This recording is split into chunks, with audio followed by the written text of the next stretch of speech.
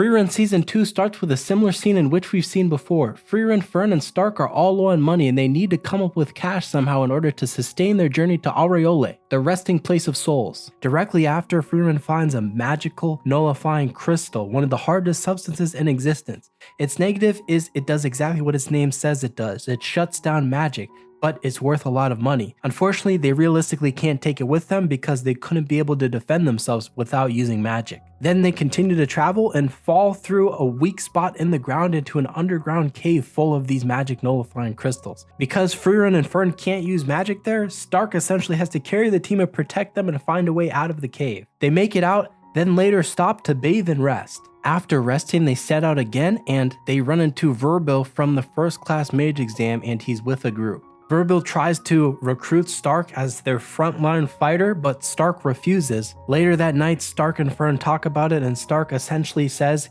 he wants to stay with Frieren and Fern because they're his people and saved him when he was at his lowest point. They part ways with Verbil the next morning and then continue north. As they're continuing north, they come across a villager who gives them a request to clean a statue in exchange for a minor spell. We find out here the statue is of the Hero of the South. Frieren explains the Hero of the South was considered humanity's strongest hero. He helped push the Demon King's forces back across the northern plateau. He ultimately fought Shlak the Omniscient, who could see 1,000 years into the future, along with all 7 sages of destruction. This guy was so powerful, in the final battle, he killed 3 of the 7 sages and took down Shlak. His body was never found, and it's rumored that he might still be fighting Shlak to this day, although Frieren believes he was eaten. We then get a major flashback where Frieren is speaking with the Hero of the South and he reveals he can actually see the future. Since he already knows future events, he knows he is going to die in the same manner explained before and tells her to tell Himil, "I swear I will clear a path for you." After that, a local lord asks Frieren's party to retrieve a stolen family heirloom sword from a demon in exchange for a grimoire. The crew then tracks down a robed woman pretending to be praying for victims. Frieren immediately sees through the disguise and attacks her when she asks the group to pray, which was her way to try to get the jump on them. The demon turns out to be the sword demon who had eaten the bodies of the people she killed. Frieren's party defeats her and returns the heirloom sword. The party then heads towards the village hoping to find a hot spring, but the village is essentially abandoned. They learn from the few people who are still around the area that the old spring is gone, but there may be a hidden one deeper in the area. Frieren and party, namely Stark, want to find this hidden spring instead of continuing on their original destination, so that's exactly what they do. They go look for this hidden spring instead of just moving on. On the way, they encounter a Hydra-like monster. Frieren explains it can only be killed if all heads are cut off at the same time. They coordinate and eventually kill it. After that, they find the hidden hot spring. We then get a flashback where Eisen tells Stark that the spring itself may not be worth the trouble, but the journey and memories around it are, which revealed to us that Stark did know about the hidden spring and that's why he wanted to get there so bad. That moment reinforces the idea which Frieren sells that the destination matters less than the moments along the way. Next, they continue north and they come across the city of Heiss. In town, Stark jokingly asks Fern on a date, but she takes it seriously. Stark panics because he didn't think it through and asks Frieren for help. Not exactly the right person to go to, but Frieren helps him prepare. Fern later asks Frieren if she has ever been on a date. Frieren says yes and reflects on quieter date-like moments from her old journey with Himil, things that she considers a date that are not necessarily a date. The next day, Stark and Fern spend the day together walking around town, talking, shopping, and awkwardly trying to connect. The date is imperfect, and part of the tension is that it feels a little too much like Frieren's idea of a date rather than Stark's own instincts. Fern still says she enjoyed it anyway, but afterward the episode parallels their outing with one of Frieren's old memories of Himil and how Himil and her kind of went on a date sort of setting. The ultimate point is less romance payoff and more emotional progress. Frieren's party continues north through the harsh plateau and takes on a monster subjugation request in exchange for lodging. When fighting the monster, they notice this monster is a bit stronger than they would have thought. Stark struggles a bit with feeling inadequate against the strong enemy, but the group helps steady him, especially with a flashback to where Himil's party asked the same question that Stark had is, why don't we just take the sea route if it's quicker? And Himil's explanation was that, yes, we could take the quicker route, but as heroes, if we take this route, we're saving many lives and we're improving people's lives as a whole by clearing these monsters out. This makes Stark feel better, although his legs do give out because he is a coward. The trio later continues and reaches the town and meets Voss, a dwarf who has spent an absurd amount of time trying to open a vault containing the legendary liquor Boshoft, as all dwarves do, pursuing alcohol. Voss offers them 20 gold coins to help break into it. Frieren initially refuses, but the reward convinces the group. They spend months working on it. We get a flashback around this time showing that Voss also offered Frieren's previous group with Himil the quest as well. It specifically emphasized that Heiter really wanted to stay and try to open this vault to drink Boshoft, but they had the Demon King to attend to. Frieren also has another flashback of an elf named Miliarda talking with Frieren, and she essentially called herself a loser, but she said she left behind an inscription basically saying Boshoft is the best liquor that's ever existed for no good reason, which is very likely this exact vault.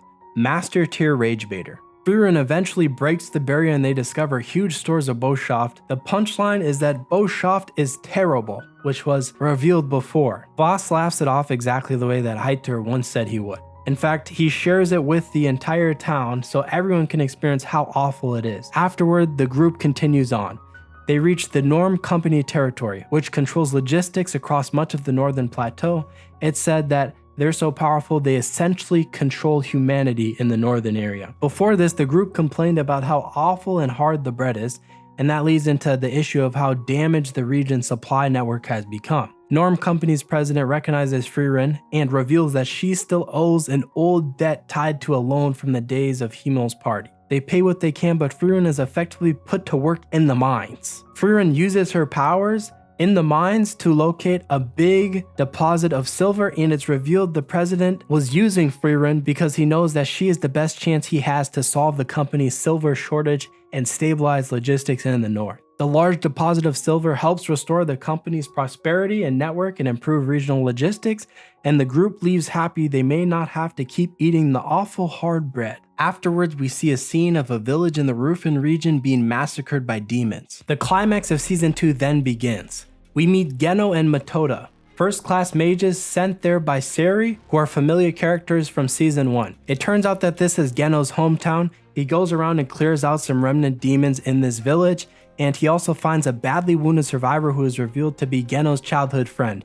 He picks him up and carries him to where the other corpses are, but he ultimately dies before he can be saved. The dead are then prepared for transit to the south for burial, as they cannot be buried in the north due to attracting monsters. Frieren, Fern, and Stark arrive and reunite with Geno and Matoda, but not before a skirmish takes place. Geno and Matoda thought they were being ambushed, but it turns out it was just those three. Everyone together inspects the bodies and battlefield and realizes the attackers were unusually powerful. This is shown by the village captain being someone who was exceptionally strong, recognized by Frieren and crew. In fact, Frieren states that this village captain was stronger than Stark. Then the crew kind of separates, with Geno and Stark going together, and Frieren and Matoda and Fern being together. They're all in the general area, but investigating what weapons this demon could use and who it may be. Here we are shown scenes of Geno's trauma, namely his previous partner dying, and how his previous partner was a good person, and this got him into trouble because he chose to save a child over killing a demon. This is illustrated by him talking with Stark and building some rapport. Matoda, Frieren, and Fern also have their own moments together, namely eating dinner, and we're still eating hard bread, because even though the supply chain has been fixed, it hasn't reached this area yet. After this, it's ultimately revealed the demon general is Divine Lord Revolta, someone who uses 4 swords and can change the weight of his swords at will. We're then introduced to Divine Lord Revolta. He's shown talking with this annoying little demon girl, as well as 2 other demons in the vicinity. Revolta predicts the human group will split, with some staying behind to guard the dead and others going to hunt the demons. The group does exactly that. Stark and Geno stay behind to protect the bodies and face Revolta, while Frieren, Fern, and Matoda go after the demons. The demons split up as well, with 2 demons going after Frieren's group, and Lord Revolta and the annoying little girl going after Stark and Geno. It's important to note, during these parts, it flashes between Stark and Geno versus Revolta and Matoda and Frieren versus other two demons. So I'm going to cover them in different blocks instead of jumping back and forth to make it less confusing, starting with Frieren and Matoda. The demons track Frieren's group and cast a thick fog that disrupts detection and splits the mages up. Frieren is forced into a bad matchup because her main strength are stealth and basics, and the fog takes away her stealth, as it can detect her no matter where she is. Frieren decides not to help, as it's not her responsibility, as she's not a first-class mage to take care of these demons, but she says she's confident Frieren can defeat her demon. Matoda realizes the fog is the key problem and works to disperse it. She does this by using a clone to distract the demon while she casts a larger spell to clear the fog. Once the fog is cleared, Frieren gets back her major advantage, which is stealth,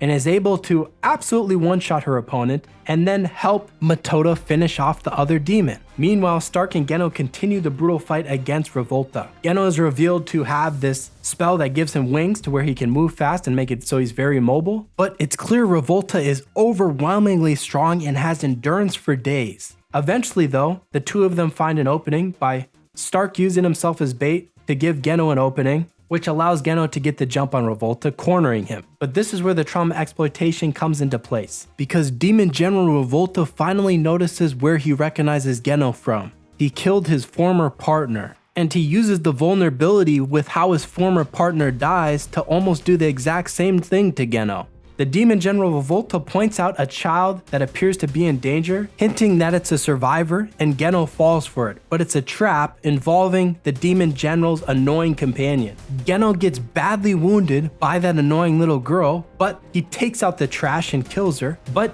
it leaves him open. So Revolta is about to end his life, but Stark jumps in and shows the rapport between him and Geno and stops Geno from being finished off. Over time, Geno and Stark whittle Revolta down and destroy all of his blades, and it seems like Revolta is cornered. But when all his blades are gone, he lands one last vicious surprise attack with his limbs and extends them out like snakes and impales both Stark and Geno. But Stark and Geno use that exact opening to kill Revolta. Both collapse afterward. We then see Geno having flashbacks about his partner that died, and even while fatally injured, he gets up and crawls over to Stark. It's then revealed when Frieren, Frieren, and Matoda come back, Geno actually said to take care of Stark first. After this, both Stark and Geno survive and all of the party reunite. Matoda asks if she can join Frieren's group as a priest because throughout this entire time, she was calling Frieren cute, as she is, and petting her head and being very enjoyed being around her, as I would too. Ultimately, their group declines as they already have a priest. After this, Geno and Matoda head south with the bodies for burial while Frieren's party continues north. Then we see a small scene of Denkin, the Imperial Mage, who's also a first-class mage and very old, setting out on a journey of his own. He is traveling with others at first, but eventually continues alone because his destination has to be reached on foot. After that, we go back to Frieren's party, where they resume their journey to Aureole, the resting place of souls. They pass through a village that was attacked by dragons and accept the monster slaying request in exchange for a spell that lets you say tongue twisters without tripping over your words, which would have been very useful in saying all the names during this video. Then the crew finds the dragons, eliminates them, and collects the quest reward.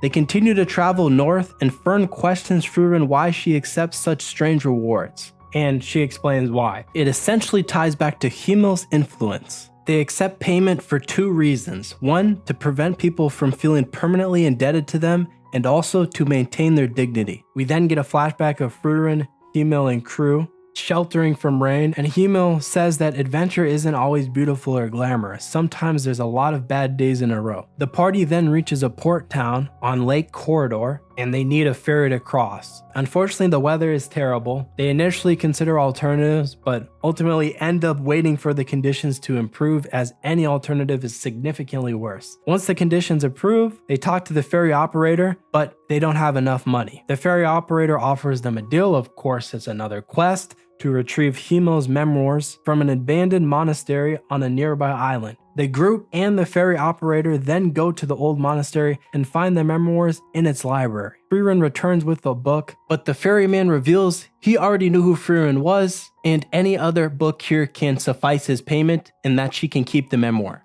The group then continues by ferry and runs into a few sea monsters. Then we skip ahead and we see them come across the Great Tor Canyon in the northern plateau. They can't fly across with magic because it's too windy, so they decide to head upstream and take a detour. Along the way, they see a bridge across the canyon. There we meet Gayen, the dwarf who built the bridge. It's looking like they may be able to use this bridge that Gayen built to cross the canyon. But the large bird monsters are an issue with crossing the bridge, so they decide to help with that first. The dwarf gives them a quest to destroy the monster's nest for a spell that lets you flip pancakes perfectly. We then see a flashback of Humil and Frieren's previous group interacting with Gayen, and he essentially says he doesn't have the funds to complete the bridge. And this is where Humil helps him out by giving Gayen the funds, which explains why the bridge was finished. After that, we go back to the present and the group defeats the monsters. Then they spend the night at Gayen's village and continue north. And once again, they run out of money. Frieren seems to remember some sort of route and they eventually come across an adventurer's camp.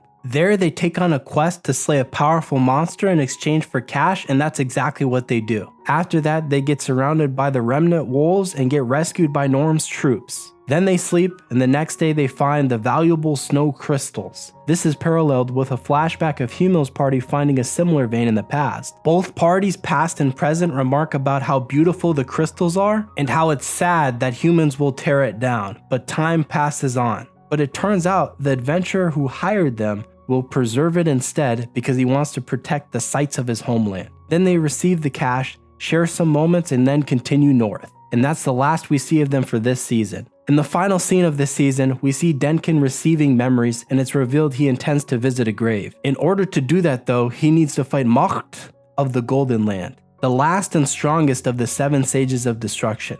Then Season 2 ends. Did you enjoy Frieren Season 2? Let me know in the comments below. And on the screen now is a video I've made on Frieren and my opinions on the series as a whole, as well as similar videos.